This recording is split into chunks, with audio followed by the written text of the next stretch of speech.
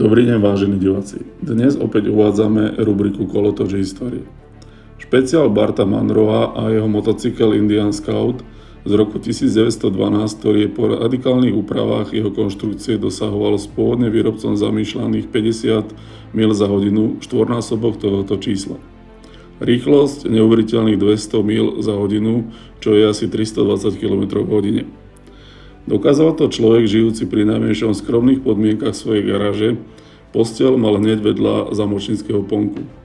Vyrábal väčšie válce zo starých plynových potrubí a navrhol nový mazací systém motora.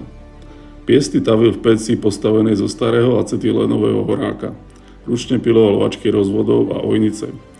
Zložité mechanické návrhy na zvýšenie výkonu si premýšľal v hlave predtým, než ich vykonával počas nespočetných hodín práce. Nasledoval trojitý primárny pohon a konverzia na štvorventilové ohacie hlavy valcov. To všetko bolo navrhnuté a postavené v jeho kôlni. A ešte tu bola jedna vec, na ktorú Bart stavil, bola ňou aerodynamika. Stroj dostal veľmi elegantnú prúdicovú kapotáž. Už v roku 1940 Munro stanovil novozélandský rýchlostný rekord na otvorených cestách na 120,8 mil za hodinu, ktorý platil 12 rokov.